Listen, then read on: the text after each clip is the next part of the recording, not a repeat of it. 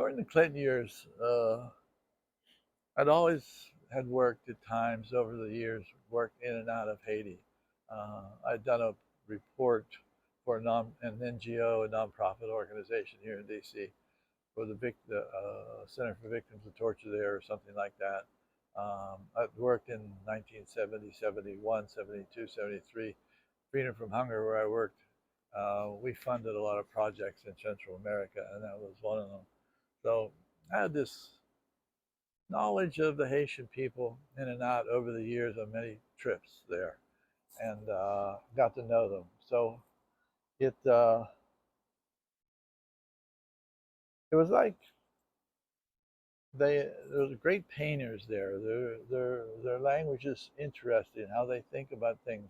I don't speak French or Creole, but it was uh, it was a fascinating bunch of people, and I met with their women lawyers, and there was a great group of women who come together to support human rights work in Haiti. And so at one point, it got so bad, the government got so bad and evil and killing so many people, people started getting the boats and going to the United States again.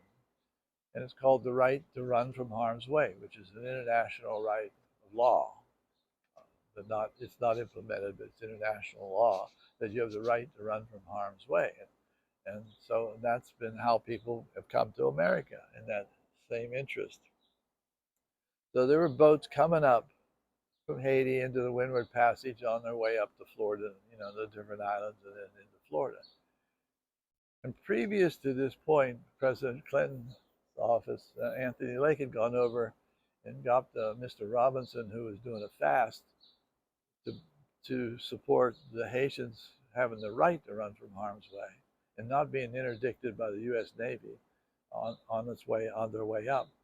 Then they convinced him, and and really he believed them, and they actually broke their word. Not long after that, they kept the U.S. ships picking up the Haitians running from harm's way, and so I felt we had lost that battle, though he had done very well in doing that fast.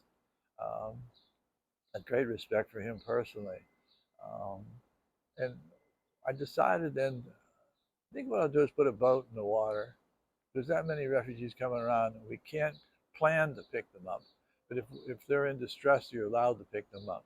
So I actually had a boat, a nice cruiser kind of thing that went down to the Windward Passage, and we actually looked for Haitians coming out of Haiti that we could pick up if they were in distress.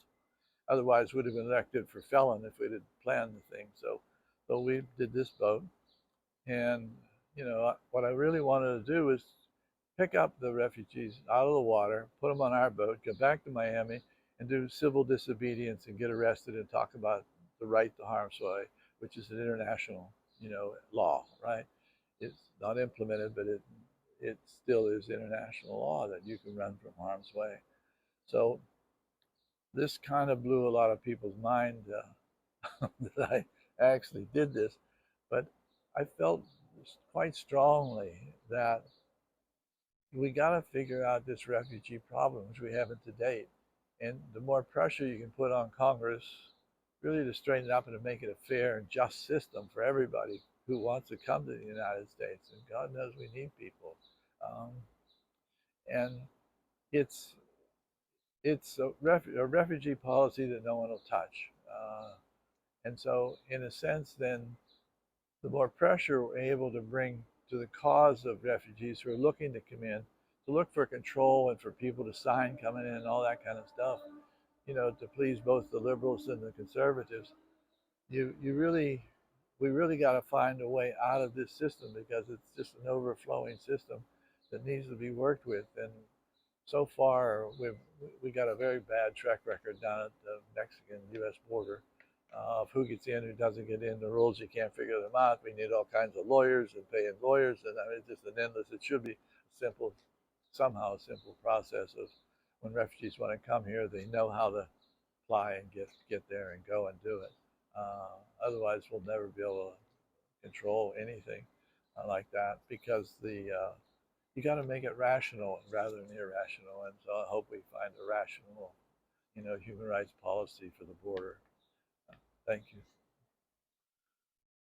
I didn't do it very well, but it's an important topic, though.